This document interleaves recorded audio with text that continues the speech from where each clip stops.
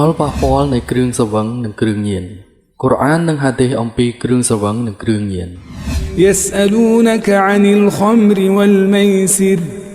សាសនាអ៊ីស្លាមផ្ដល់ការណែនាំដ៏មានសារៈសំខាន់សម្រាប់សុខុមាលភាពរបស់បុគ្គលនិងសង្គមគ្រឿងញៀននិងគ្រឿងស្រវឹងត្រូវបានហាមឃាត់ជាដាច់ខាតដោយសារតែផលប៉ះពាល់ដ៏គ្រោះថ្នាក់របស់វាទៅលើដួងចិត្តរាងកាយនិងដួងវិញ្ញាណការហាមឃាត់នេះមានចែងតាមរយៈគម្ពីរអល់កុរអានហើយនឹងការបញ្យល់បន្ថែមនៅក្នុងពាក្យពេចន៍របស់ព្យាការីមូហាម៉ាត់សូមសុខសន្តិភាពកើតមានចំពោះគាត់អត្ថបទនេះជាការស្វែងយល់អំពីអាយ៉ាតកូរ៉ានសំខាន់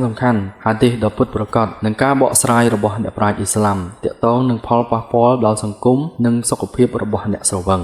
អាយ៉ាតកូរ៉ានស្ដីពីគ្រឿងស្រវឹងសូរ៉ាអល់បាការ៉ោះឃ្លាទី219 يسألونك عن الخمر والميسر قل فيهما إثم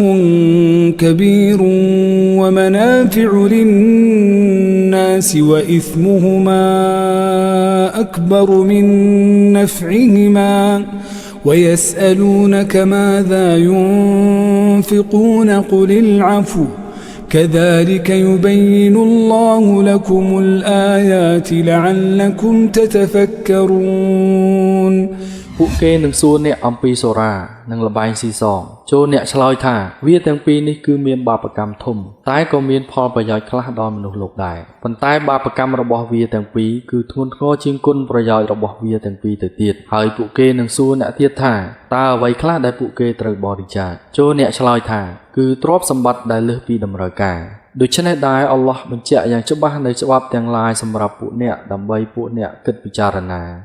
យោងតាមលោកអេប៊ីនូកាសៀអាយ៉ាតនេះប្រាប់ថាស្រានិងលបែងមានអត្ថប្រយោជន៍ចំពោះសេដ្ឋកិច្ចនិងសង្គមប៉ុន្តែសង្កត់ធ្ងន់ថាអំពើបាបរបស់វាគឺមានលើសពីគុណសម្បត្តិអាយ៉ាតនេះគឺមានការព្រមានដំបូងដល់ប្រជាជនមូស្លីមនាជំនាន់រ៉ាស៊ូលឡោះ សល្លឡោះអាឡៃហ៊ីវ៉ាសាឡាំអំពីគ្រោះថ្នាក់នៃគ្រឿងស្រវឹងដោយជំរុញឲ្យគិតពិចារណាអំពីការប្រើប្រាស់វាសូរ៉ាអាននីសាអ្នកដែលមានជំនឿចូលពួកអ្នកគុំសូឡាតខណៈដែលពួកអ្នកកំពុងស្រវឹងឲ្យសោះតើតែពួកអ្នកដឹងនៅអ្វីដែលពួកអ្នកកំពុងនិយាយអ៊ីម៉ាំអល់គូរូទូប៊ីគូបញ្ជាក់ថាអាយ៉ាតនេះបានដាក់កម្រិតលើការទទួលទានគ្រឿងស្រវឹងដោយហាមប្រើវាមុនពេលថ្វាយបង្គំចាប់តាំងពីប្រជាជនមូស្លីមថ្វាយបង្គំ5ដងក្នុងមួយថ្ងៃមកសកម្មភាពនេះបានបង្អាក់ដល់ការផឹកស្រាជាញឹកញាប់របស់ប្រជាជនមូស្លីមនាជំនាន់រ៉ាស៊ូលឡោះ សល្លឡោះអាឡៃហ៊ីវ៉ាសាឡាំហើយក៏ជាជំហានឆ្ពោះទៅរកការហាមឃាត់ទាំងស្រុងផងដែរសូរ៉ាអល់ម៉ាអ៊ីដាឃ្លាទី90-91 يا أيها الذين آمنوا إنما الخمر والميسر والأنصاب والأزلام رجس من عمل الشيطان فاجتنبوه لعلكم تفلحون إنما يريد الشيطان أن يوقع بينكم العداوة والبغضاء في الخمر والميسر ويصدكم عن ذكر الله وعن الصلاة فهل أنتم منتهون អោបណ្ដាអ្នកដែលមានជំនឿពិតប្រាកដណាស់សូរ៉ាលបែងស៊ីសងគោរពបូជារូបបដិមានិងជឿព្រួញទុះទាយវាសនាគឺជាអំពើនៃទង្វើរបស់សៃតានដូច្នេះចូលពួកអ្នកជៀសវាងឲ្យឆ្ងាយពីវាសង្ឃឹមថាពួកអ្នកនឹងទទួលបានជោគជ័យពិតប្រាកដណាស់សៃតានចង់ធ្វើឲ្យពួកអ្នកខ្លាចជាសត្រូវនិងស្អប់ខ្ពើមគ្នាតាមរយៈសូរ៉ានិងលបែងស៊ីសងហើយវារារាំងពួកអ្នកអំពីការរំលឹកទៅចំពោះអល់ឡោះនិងការសូឡាតដូច្នេះចូលពួកអ្នកឈប់ជាបន្ទាន់លោកអ៊ីបនូកាសៀបញ្យល់ថាអាយ៉ាតទាំងនេះជាការហាមឃាត់ចុងក្រោយនិងដាច់ខាតចំពោះគ្រឿងស្រវឹងហើយសង្កត់ធ្ងន់ថាគ្រឿងស្រវឹងនិងលបែងគឺជាឧបករណ៍របស់សៃតានដែលរចនាឡើងដើម្បីបង្កើតភាពជាខ្មាំងសត្រូវបង្វែរអារម្មណ៍ពីការគោរពប្រតិបត្តិចំពោះអល់ឡោះនិងនាំទៅរកការមិនចុះសម្រុងគ្នាក្នុងសង្គម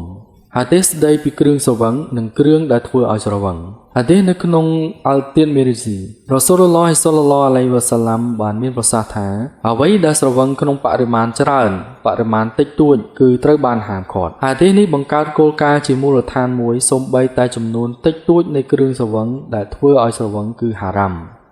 ហាឌីសនៅក្នុងសុណាត់អ៊ីប៊ូម៉ាចាស់រ៉ូស៊ូលឡោះសល្លឡោះអាឡៃហ៊ីវ៉ាសាឡាំបណ្ដាសាមនុស្ស10ប្រភេទដែលមានការតាក់ទងនឹងស្រាអ្នកដែលច្របាច់ផ្លែទំពាំងបាយជូរដើម្បីផលិតអ្នកដែលត្រូវគេឲ្យច្របាច់វាអ្នកផឹកស្រាអ្នកដឹកជញ្ជូនស្រាអ្នកដែលបម្រើសេវាកម្មស្រាអ្នកលក់អ្នកដែលទទួលផលចំណេញពីតម្លៃរបស់ស្រាអ្នកទិញស្រាហើយអ្នកដែលគេទិញស្រាឲ្យហាឌីសនេះគូបញ្ជាក់ពីភាពធ្ងន់ធ្ងរនៃការហាមប្រាមគ្រឿងស្រវឹងដោយគូបញ្ជាក់ពីបុគ្គលដែលពាក់ព័ន្ធនឹងការផលិតស្រានិងការប្រើប្រាស់ស្រាផលប៉ះពាល់នៃគ្រឿងស្រវឹងនិងគ្រឿងញៀនផលប៉ះពាល់ចំពោះវិចារណញ្ញាណគ្រឿងស្រវឹងរារាំងការរំលឹកចំពោះអល់ឡោះនិងរំខានដល់ការថ្វាយបង្គំវាធ្វើឲ្យការទំនាក់ទំនងមានការចុះខ្សោយរវាងអ្នកមានជំនឿនិងអល់ឡោះផលប៉ះពាល់សង្គមវាជាមូលហេតុចម្បងនៃការបែកបាក់គ្រួសារអំពើហិង្សាក្នុងគ្រួសារនិងភាពចលាចលក្នុងសង្គមគម្ពីរកូរ៉ានចំពោះលេខ5អាយ៉ាត់91ព្រមមានយ៉ាងច្បាស់អំពីទូនាទីរបស់វាក្នុងការបង្កើតភាពជាសត្រូវនិងបង្កើតឲ្យមានការស្អប់គ្នាផលប៉ះពាល់ដល់សុខភាពជាតិអាល់កុលនិងគ្រឿងញៀនបំផ្លាញថ្លើមខួរក្បាលនិងសរីរាង្គផ្សេងៗទៀតព្យាការីមូហាម៉ាត់សូមសុខសន្តិភាពកើតមានចំពោះគាត់សង្កត់ធ្ងន់ថាអ្វីដែលប៉ះពាល់ដល់រាងកាយគឺត្រូវបានហាមឃាត់នៅក្នុងសាសនាអ៊ីស្លាមផលប៉ះពាល់ដល់សេដ្ឋកិច្ចការញៀននាំទៅរកការបំផ្លិចបំផ្លាញផ្នែកហិរញ្ញវត្ថុធ្វើឲ្យកើតមានភាពអត់ការងារធ្វើនិងបង្កើនភាពក្រីក្រទស្សនៈរបស់អ្នកប្រាជ្ញអ៊ីស្លាមអ៊ីប៊ូតៃមីយ៉ាអ៊ីម៉ាំអានណាវ៉ាវីនិងអ៊ីម៉ាំអាហ្គូសាលីសង្កត់ធ្ងន់យ៉ាងខ្លាំងថាអ្វីក៏ដោយដែលធ្វើឲ្យស្រវឹងដោយមិនគិតពីទម្រង់របស់វាគឺហារ៉ាំពួកគាត់យល់ស្របចំពោះសេចក្តីសម្រេចរបស់សាសនាអ៊ីស្លាមដែលផ្ដល់អាទិភាពដល់ការរក្សាបញ្ញាសុខភាពនិងភាពសុខដុមរមនាក្នុងសង្គមការហាមប្រាមបន្តិចម្ដងនៃគ្រឿងស្រវឹងនិងគ្រឿងញៀនរបស់សាសនាអ៊ីស្លាមបង្ហាញពីភាពឆ្លាតវៃនៃច្បាប់របស់អល់ឡោះតាមរយៈកូរ៉ាននិងការណែនាំរបស់ព្យាការីមូហាម៉ាត់សូមសុខសន្តិភាពកើតមានចំពោះគាត់អ្នកជឿត្រូវបានណែនាំឲ្យជៀសវាងការស្រវឹងដោយឡែកផលប៉ះពាល់ខាងវិចារណញ្ញាណសង្គមនិងសុខភាពបានគូបញ្ជាក់បន្ថែមពីមូលហេតុថាហេតុអ្វីបានជាសាសនាអ៊ីស្លាមហាមប្រាមការធ្វើតាមការណែនាំនេះធានានូវសុខុមាលភាពបុគ្គលនិងសន្តិភាពសង្គមដែលឆ្លុះបញ្ចាំងពីសេចក្តីមេត្តាករុណានិងយុត្តិធម៌ដ៏ធំធេងនៃបទបញ្ជារបស់អល់ឡោះ